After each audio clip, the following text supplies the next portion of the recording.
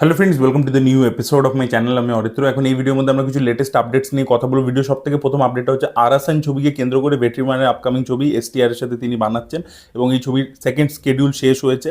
তো এই ছবির মধ্যে একটা ক্যারেক্টার নেলসনের প্লে করার কথা ছিল। এর যে অ্যানাউন্সমেন্ট ভিডিওটা এসেছিল সেখানে আমরা নেলসনকে দেখতে পেয়েছিলাম, যিনি জেলার ডক্টরের মতো ছবি বানিয়েছেন, বিস্টের মতো ছবি বানিয়েছেন। তো এখানে একটা বেসিক্যালি ডিরেক্টরের ক্যারেক্টার রয়েছে, যে এই গ্যাংস্টারটা, যে একটা টাইমে গ্যাংস্টার ছিল, এখন নর্মাল হয়ে গেছে, কোর্টে কেস চলছে, এখন সাধারণ জীবনযাপন করে, তার ইন্টারভিউ নিচ্ছে, তার উপর সিনেমা বানাতে চাইছে, এরকম একটা অ্যাঙ্গেল রয়েছে। এবং সেটা অ্যানাউন্সমেন্টের মধ্যে দেখিয়েছিল যে নেলসন আর কি এসটিআরকে কোয়েশ্চেন করছে। এবার নেলসনের যেহেতু স্কেডিউল খুব বিজি, জেলার 2 রিলিজ করছে, জেলার 2 এর পোস্ট প্রোডাকশন, তারপরে কামাল হাসান এবং রজনীকান্তের ছবিটা, তো সেই জন্য নেলসন এই ছবির পার্ট হবেন না। তিনি প্রোমোটা শ্যুট করেছিলেন, বাট ছবিতে যে তার রোলটা থাকবে সেটা তিনি করতে পারছেন না এই মুহূর্তে। তাই জন্য আশওয়াত মানিমুথু, ড্র্যাগন বলে যে ছবির যে পরিচালক, তিনি কিন্তু নেলসনকে রিপ্লেস করতে চলেছেন এই ছবির মধ্যে। সে এবার ওই ডিরেক্টরটা হবে যে এসটিআরকে ইন্টারভিউ করবে, এবং এসটিআর এর সাথে একটা ছবি আশওয়াত করছেও, নিজে ডিরেক্টও করছে, এটা এজিএস প্রোডাকশন আর কি প্রডিউস করছে। তো সেই কারণে তার সাথে ভালো সম্পর্ক রয়েছে। তো ভেট্রিমানের ছবির মধ্যে আমরা আশওয়াতকে দেখতে পেতে চলেছি, নেলসন থাকবে না আর কি। নেলসন থাকলে আরও জিনিসটা মজার হতো, যেটা অ্যানাউন্সমেন্টের ক্ষেত্রে হয়েছিল। আর এছাড়া এই ছবির মধ্যে কিন্তু প্রিয়াঙ্কা মোহন, তিনি কিন্তু একটা গুরুত্বপূর্ণ চরিত্র করতে চলেছেন। তো দেখা যাক তার রোলটা কীরকম হয়। আর এছাড়া নাকি ছবির নায়িকা তো সামান্তা হতে চলেছে, সেটা আপডেট উঠে আসছে। এবার দেখা যাক। সামান্তা এখনও নিজের পোর্শন কিন্তু শ্যুট করেনি, তাকে আমরা কোনো স্কেডিউলে দেখতে পাইনি, তার কোনো ছবি ইত্যাদি লিক হয়নি। যাই হোক, এটা ছিল প্রথম আপডেট আরাসান ছবিকে কেন্দ্র করে। পরবর্তী আপডেটটা খুবই শকিং। সেটা হচ্ছে মানিরত্নম জীবনে যত ছবি বানিয়েছেন, প্রথমে তিনি ইলিয়ারাজের সাথে কাজ করতেন, তারপরে তিনি রেহমানের সাথে কোলাবোরেট করেন, এবং এত বছর ধরে তিনি কিন্তু এআর রহমানের সাথে ব্যাক টু ব্যাক কাজ করে গেছেন। যে ছবি বানিয়েছেন এআর রহমানই তার মিউজিক করেছে। এবার শোনা যাচ্ছে তার যে আপকামিং ছবি, যেটা তিনি বিজয় সেতুপতির সাথে বানাচ্ছেন, যেখানে সাই পল্লবীকে হিরোইন হিসেবে দেখতে পেতে চলেছি আমরা, তো সেই ছবিটার জন্য নাকি মানিরত্নম সাই অভ্যঙ্করের সাথে কথাবার্তা বলছেন। ইয়েস, সাই অভ্যঙ্করকে মাইট বি এই ছবির মিউজিক করতে আমরা দেখতে পাবো। এবার এটা যদি হয়ে যায়, তাহলে আবারও আর কি মানিরত্নম বহু বছর পরবর্তীতে মানে মিউজিক ডিরেক্টর চেঞ্জ করছেন। এটা সচরাচর উনি করেন না। মানে প্রচণ্ড মানে ইলায়রাজা আউটস্ট্যান্ডিং একজন ট্যালেন্ট ছিল, তারপরে রহমান আউটস্ট্যান্ডিং, তো তাদের সাথেই কাজ করেছেন। এবং তারপর দেখা যাক ফাইনালি সাই অভ্যঙ্করের সাথে তিনি কাজ করেন কিনা, এবং সেই ছবির মিউজিক কীরকম হয় দেখা যাক আর কি। মানে মানিরত্নমের ছবিতে আমি এআর রহমান ছাড়া বা ইলায়রাজা ছাড়া, ইলায়রাজা এক সময় 80s আমি ভাবতেই পারছি না, ইম্যাজিনই করতে পারছি না। দেখা যাক সাই অভ্যঙ্কর যদি এটা সাকসেসফুলি করতে পারে, এবং মানিরত্নমের ছবির মধ্যে মিউজিক যত এত এনরিচিং হয়, এবং সেটাকে তিনি এনহ্যান্সও করেন ভিজুয়াল দিয়ে, সব কিছু মিলিয়ে দেখা যাক। সাই অভ্যঙ্করের জন্য বড় অপরচুনিটি। সে বড় বড় প্যান ইন্ডিয়া প্রজেক্টসও করছে, বাট এইটা আর কি অন্য একটা প্রেস্টিজিয়াস ব্যাপার হবে তামিলের মধ্যে, সে যদি করতে পারে সাকসেসফুল। ভিডিওর পরবর্তী আপডেটটা হচ্ছে সূর্যাকে কেন্দ্র করে। তো ড্রিম ওয়ারিয়ার পিকচার্স, যারা ক্যাদির মতো ছবি প্রডিউস করেছে, তো তাই সেই প্রোডাকশন ব্যানারের আন্ডারে, যেটা সূর্যার রিলেটিভ হয় ওরা, তো সূর্যা একটা ছবি করতে চলেছেন। এইচ বিনোদের সাথে তার কথাবার্তা চলছে। এইচ বিনোদ হচ্ছে যিনি জননায়কন ছবিটার ডিরেক্টর। এর আগে তিনি অজিত কুমারকে নিয়ে অনেকগুলো ছবি করেছেন। তার আগে কার্তিকে নিয়ে খুব ভালো একটা ছবি তিনি করেছিলেন, থিরান বলে। তো দেখা যাক। এইচ বিনোদ তো অজিত কুমারের সাথে ছবিগুলো সেরকম ভালো হয়নি, এবং জননায়কনেরও আমরা জানি রিমেক ছবিটা, এবং সেটাও খুব একটা প্রমিসিং লাগেনি ট্রেলার লেভেলে। এখনও তো ছবিটা আটকে আছে, দেখা যাক কবে রিলিজ করে। তো এইচ বিনোদের সাথে সূর্যার কথাবার্তা চলবে। আশা করবো এইচ বিনোদ থিরান ছবিটা যে মানের বানিয়েছিলেন, বা তার প্রথম যে ছবিটা ছিল সাটুরাঙ্গা ভেট্টাই বলে, সেই ছবিগুলো যতটা ভালো কোয়ালিটি ছিল, আশা করবো সূর্যাকে নিয়ে তিনি একটা ভালো ছবি বানাবেন। দেখা যাক এই কম্বিনেশনটা আমরা দেখতে পাই কিনা। পরবর্তী আপডেটটা হচ্ছে AK-64কে কেন্দ্র করে, মানে অজিত কুমারের আপকামিং ছবি। তো শোনা গেছিল গুড ব্যাড অ্যান্ড আগলি যে ডিরেক্টর আদিক রবিচন্দ্রন, তিনি এই ছবিটা ডিরেক্ট করবেন। কিন্তু আপনাদেরকে বলেছিলাম যে প্রডিউসার পাওয়া যাচ্ছে না, বিকজ অজিত কুমার এত বেশি টাকা ফিস চাইছেন, 180 crores মতো ফিস চাইছেন। তো সেই কারণে প্রডিউসার দিতে চাইছেন না, তো সেই জন্য দুজন প্রডিউসার চেঞ্জ হয়ে গেছে। তো দেখা যাক আলটিমেটলি কে প্রডিউস করে ছবিটা। বাট এখন যেটা শোনা যাচ্ছে, এই ছবির কিন্তু পরিচালক চেঞ্জ হতে চলেছে। মানে এখন ওখানে কি হয় যে অজিত কুমারের পরবর্তী ছবি, এবার তার ডিরেক্টর কে হবে, তো সেটা প্রথমে শোনা গেছিলো গুড ব্যাড অ্যান্ড আগলি, যেহেতু অজিত কুমারের সাথে আদিক বানিয়েছিল, তার ফ্যান বয় হয়, তাই কিন্তু সে ডিরেক্ট করবে। এখন শোনা যাচ্ছে না, সিরুতাই শিবা, যিনি কাঙ্গুয়ার মতো ছবি বানিয়েছেন অজিত কুমারের সাথে, উনি প্রচুর ছবি বানিয়েছেন, বেদালাম, ভিরাম, বিশ্বাসম, অনেক ছবি বানিয়েছেন। তো তিনি নাকি এবারে করতে চলেছেন AK-64। তার কারণ হচ্ছে কাঙ্গুয়ার এত বড় ডিজাস্টারের পরবর্তীতে কোনো হিরো শিবার সাথে কাজ করতে চাইছে না। তো সে খুব ডিপ্রেস ছিল, এবং সে কিন্তু সেই ব্যাপারটা অজিত কুমারের সাথে শেয়ার করে, এবং অজিত কুমার তাকে বলে যে ঠিক আছে, তুমি আমার সাথে ছবি করো আর কি। তো এবার শোনা যাচ্ছে সিরুতাই শিবা AK-64 ডিরেক্ট করবে। তো দেখা যাক এগেন এটা কোনো হাই কনসেপ্ট ছবি হয়, নাকি আবার শিবা যেরকম একদম রুরাল গল্প বানাতে পারে, ভিরাম যেরকম ভালো ছিল, বিশ্বাসম যেরকম ভালো ছিল, তো সেই রকমই আর কি রুরাল ব্যাকড্রপে একটা গল্প বলে, সেটাই দেখার মতো বিষয় হবে। প্রদীপ রঙ্গনাথনের আপকামিং ছবি LIK, যেটা ডিরেক্ট করেছেন বিঘ্নেশ শিবন, তো সেই ছবিটা কিন্তু 3rd এপ্রিল রিলিজ করতে চলেছে, মেকার্স নতুন রিলিজ ডেট অফিসিয়ালি জানিয়ে দিয়েছে। অন্যদিকে কারুপ্পু ছবিটা সেটাও মেকার্সের একটা পোস্টার দিয়ে জানিয়ে দিয়েছে 14th মে রিলিজ করতে চলেছে। তো সূর্যার একটা ছবি মে মাসে আসছে, একটা ছবি জুলাই মাসে আসছে, বিশ্বনাথন সানস। তো দেখা যাক সূর্যার এই ব্যাক টু ব্যাক ছবিগুলো বক্স অফিসে কিরকম পারফর্ম করে। ধানুষের দাদা সেলভা রাঘবন তিনি কিন্তু জানিয়ে দিয়েছেন সোশ্যাল মিডিয়াতে যে পুডুপেট্টাই 2 এর স্ক্রিপ্ট কিন্তু তিনি কমপ্লিট করেছেন। এবার দেখুন একটা টাইমে সেলভা রাঘবন খুব ভালো ডিরেক্টর ছিলেন, পরপর ভালো ছবি করছেন ধানুষকে নিয়ে স্পেশালি। এখন উনি আউট অফ ফর্ম হয়ে গেছেন, অত ভালো ছবি বানান না। তো দেখা যাক পুডুপেট্টাই 2 আদৌ হয় কিনা। যেরকম কার্তিকে নিয়ে ওনার একটা দারুণ একটা সিনেমা আছে, তো ওই সিনেমাটারও সিকুয়েল উনি বলেছেন যে করবেন ধানুষকে নিয়ে, সেটাও বহুদিন আগে অ্যানাউন্সও হয়েছিল, তারপরে আলটিমেটলি হয়নি ছবিটা।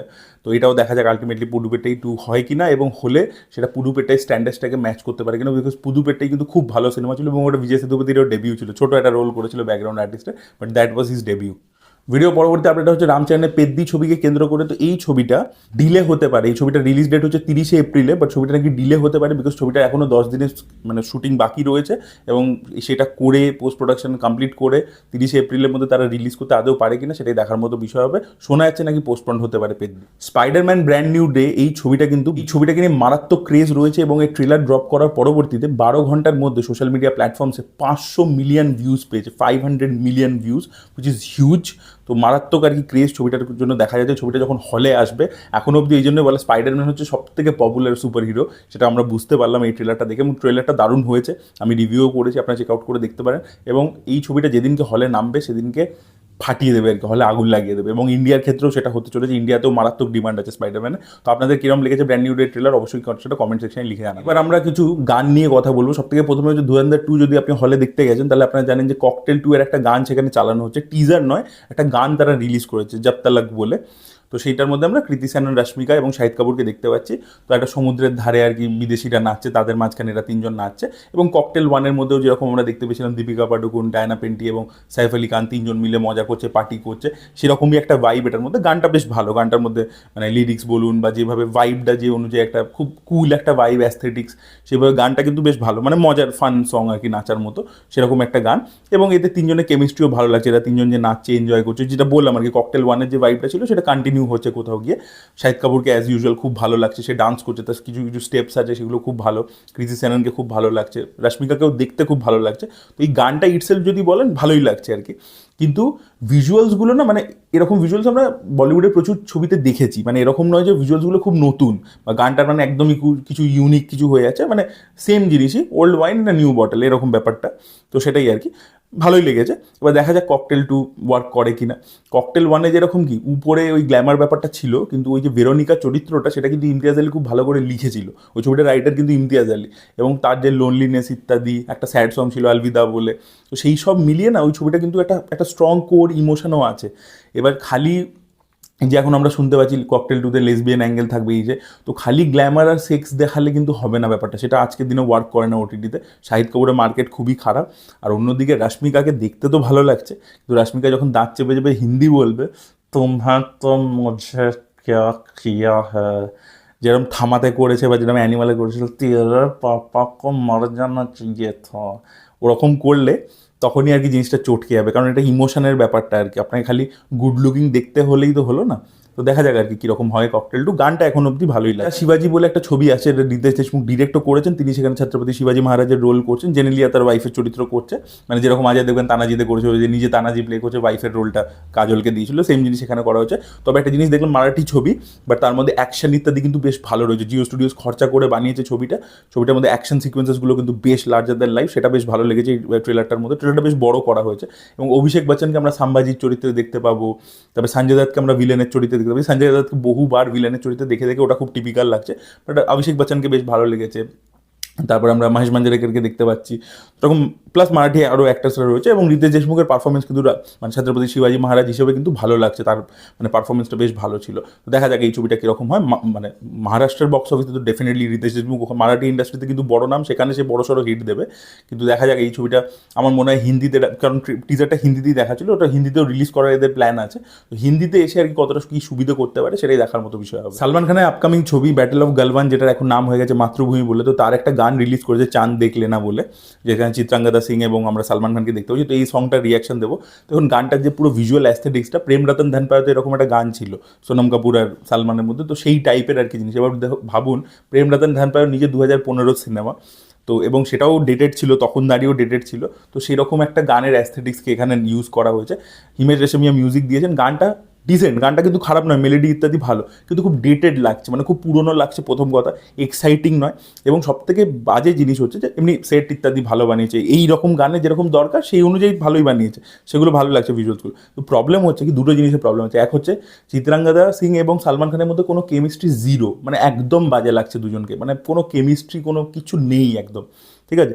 সেকেন্ড হচ্ছে যেখানে যেখানে ক্লোজ আপ শট আসছে সালমান খানের আবার সেই লো এফার্টটা দেখতে পাওয়া যায়। তো ব্যাটেল অফ গালওয়ান থেকে, মানে এখন মাতৃভূমি নাম হয়েছে, যা যা আমরা দেখতে পেয়েছি জিনিসপত্র, টিজারটা তবু ডিসেন্ট ছিল, বাট তার পরবর্তীতে গান টান যা এসছে একটাও আপ টু দ্য মার্ক হয়নি। তো এই ছবিটাতে সবথেকে ভালো যেটা উচিত, অপূর্ব লাখিয়া যা যা এখন অবধি সে মানে শ্যুট করেছে সেগুলো সব ডিলিট করে দেওয়া উচিত, সিরিয়াসলি বলছি, শিফট ডিলিট করে দেওয়া উচিত, এবং এই ছবিটাকে রিলিজই করা উচিত এবং সালমান খানের ভুলে যাওয়া উচিত যেরকম কোনো ছবি সে বানিয়েও ছিল। আমি এতটা মানে খারাপ কথা বলছি বিকজ কোনোটাই প্রমিসিং লাগছে না, মানে একটা মানে সাবজেক্টটা যতটা ভালো ছিল, এখন তো শুনছি যে পুরো ফিকশনালাইজ করা হচ্ছে, চেঞ্জেস করা হচ্ছে, 40 দিন ধরে রিশুট করা হবে, এই ধরনের জিনিসপত্র করা হচ্ছে, যেটা আমি কোনো সেন্স দেখতে পাচ্ছি। ছবিটা পুরো ঘেঁটে গেছে, গানটা একেবারেই ভালো ছিল না, এবং গানটা নিয়ে দেখবেন কোনো কথাবার্তাও হচ্ছে না, বিকজ মানে সালমান খানের সিনেমার গান আসা মানে আগে একটা বড় ব্যাপার ছিল, এখন সেটা পুরোপুরি মানে নষ্ট হয়ে গেছে। তো সালমান খানের টাইম খুব শেষ হয়ে যাচ্ছে, এবং ফিজিকও বড্ড খারাপ লাগছে, ক্লোজ আপ যখন শর্টসে যাচ্ছে সালমানকে এত বাজে লাগছে পারফরমেন্স, খুব খারাপ লাগছে। আচ্ছা, বাংলাদেশে একটা ছবি আসছে রাক্ষস বলে, তো ওখানে দুটো গান রিলিজ করেছে, একটা হচ্ছে তুমি ছাড়া বলে একটা রোম্যান্টিক গান বেরিয়েছে, তো সেই গানটা বেশ ভালো গান হয়েছে, মানে আমি ভালো লেগেছে আমার গানটা, এবং সেই গানটার মধ্যে রাদার আমি বলবো যে সিয়ামের পারফরমেন্স বেটার ছিল। এবং এই গানটার মধ্যে আমরা দেখতে পাচ্ছি সুস্মিতা ক্যারেক্টারটা বারবার আর কি সিয়ামকে প্রপোজ করবার চেষ্টা করছে, মানে একটা ন্যাপকিন আই লাভ ইউ লিখে ফেলে দিচ্ছে, বাট সিয়াম মানে অ্যাটিটিউড দেখাচ্ছে, ও পাত্তা দিচ্ছে না একেবারে, এরকম টাইপের ক্যারেক্টার, ওটার উপর দিয়ে হেঁটে চলে যাচ্ছে। তো এরকমই একটা কেমিস্ট্রি আমরা দেখতে পাচ্ছি। সিয়ামের কিন্তু প্রেজেন্টেশন ইত্যাদি ভালো, মানে অ্যাটিটিউডটা ক্যারি করতে পেরেছে, এবং গানটাও ইটসেলফ কিন্তু ভালো। আর বিলেট রাজা বলে একটা আইটেম সং তারা রিলিজ করেছে, এবার এই গানটার কিন্তু ভাইবটা বেশ মজার, ঠিক আছে, ভাইবটা কিন্তু সত্যিই আছে। দেখুন, রাক্ষসের ট্রেলার আমি খুব বাজে বলেছিলাম আর কি, আমার ভালো লাগেনি, কিন্তু এই গানটা ইটসেলফ কিন্তু যে ভাইবটা, একটা মজার যে ভাইবটা, এটা হয় না যে আপনার শুনে আর কি মনে হয় যে হ্যাঁ ভাই মজা আসছে, তো সেই ব্যাপারটা কিন্তু এই বিলেট রাজা গানটার মধ্যে আছে, এবং গ্র্যান্ডভাবে শ্যুট করে। দেখুন, রাক্ষসের ট্রেলারের ক্ষেত্রে একটা জিনিস কি, প্রোডাকশন ভ্যালু হিউজ ছিল, আমি যেটা বলেছিলাম যে প্রচুর পয়সা খরচা করেছে তারা, শ্রীলঙ্কাতে শ্যুট করেছে, মুম্বাইতে শ্যুট করেছে, এই গানটার পিছনেও কিন্তু প্রচুর খরচা করা, যে বিলেট রাজাতে দেখবেন যে সেট আপগুলো করেছে, যত ব্যাকগ্রাউন্ড ডান্সার রেখেছে, তো পুরো ফ্রেমগুলো ভরা ভরা লাগছে, খরচা করেছে সেটা পরিষ্কার বোঝা যাচ্ছে, এবং বিদেশি একজন মানে অ্যাক্ট্রেসকে আর কি কাস্ট করেছে আইটেম সংটাতে, 365 ডেজ বলে যে ছবিটা ছিল তার মধ্যে আর কি অ্যাক্ট্রেস ছিল, তো তাকে কাস্ট করা হয়েছে। বাট আমার মনে হয় কোনো দেশি মানে অ্যাক্টরকে নিলে, মানে বম্বের কাউকে নিলে বা কলকাতার বা বাংলাদেশের কাউকে নিলে বেটার হতো, বিকজ কী হয় কি, এই গানটার যে ভাইব সেই অনুযায়ী ঠুমকা লাগানো সব কিছু সেটা বেটার করতে পারে একজন কারণ সেই গানের লিরিক্স বা রিদমটা বেটার বোঝে। আপনি কোনো ফরেনারকে নিলে তাকে হয়তো দেখতে সুন্দরই লাগছে, কিন্তু সেই গানটার রিদমটা মেনটেন করে নাচতে পারে না, তো সেই ব্যাপারটা এটা দেখবেন একটা টাইমে বলিউডেও হতো, বলিউডে কিছু গান হতো সেখানে বিদেশি মডেলদেরকে ইউজ করে দিত, তো সেগুলোতেও আর কি তাদের কোনো ভূমিকা থাকতো না, তাদেরকে ব্যাকগ্রাউন্ডে ইউজ করতো ওইভাবে, বাট এখানে যেহেতু সেন্টারেই সে রয়েছে সেই জন্য জিনিসটা একটু অড লাগছে, ওই জিনিসটাই আমার লাগে। বাট প্রোডাকশন ভ্যালু ইত্যাদি খুব ভালো, এবং গানটার মধ্যে ভাইবটা আছে। শাকিব খানের যে আপকামিং ছবি আসছে প্রিন্স বলে, তো সেটার একটা গান বেরিয়েছে পরি বলে, তো এখানে জ্যোতির্ময়ী কুণ্ডু এবং শাকিব খানের মধ্যে আমরা মানে একটা প্রেমের মুহূর্ত দেখতে পাচ্ছি আর কি ক্যারেক্টার দুগুলোর মধ্যে। এবার দেখুন, এটা পুরো রাজস্থানে শ্যুট করা হয়েছে, এবং যে ফোর্টটায় শ্যুট হয়েছে না, এটা হচ্ছে যোধাবাইয়ের প্যালেস আর কি, ঠিক আছে, আপনারা যোধা একবারে দেখেছেন, আমের ফোর্ট এটা, এবং এখানে ওই হাতি দিয়েও ওঠা যায় আর কি উপরে, হাতি দিয়ে ওঠা যায়, এমনি হেঁটেও ওঠা যায়, নানান রকমের আছে, তো সেখান থেকেই দেখলাম। তো ওই যে ফোর্টের মধ্যে শ্যুট করেছে, লোকেশনস বা রাজস্থানের যে যে জায়গায় গিয়ে শ্যুট করা হয়েছে সেগুলো দেখতে খুব ভালো লাগছে আর কি, মানে সেইটা খরচা করেছে ওখানে গিয়ে বিভিন্ন লোকেশনসে গিয়ে, এবং জ্যোতির্ময়ী কুণ্ডুকে যেভাবে প্রেজেন্ট করেছে তাকে কিন্তু বেশ সুন্দরই লাগছে, তার এবং শাকিব খানের মধ্যে কেমিস্ট্রিটা বেশ ভালো লাগছে, এবং শাকিব খান এই ধরনের গান প্রচুর যেহেতু করেছে তার ওই প্রেজেন্সটা সে জানে, এমনি ভিজুয়ালি জিনিসটা খুব ভালো। গানটার ক্ষেত্রে পরিটা আমার মনে হয় যে অ্যাভারেজ গান, মানে নাথিং এক্সট্রাঅর্ডিনারি।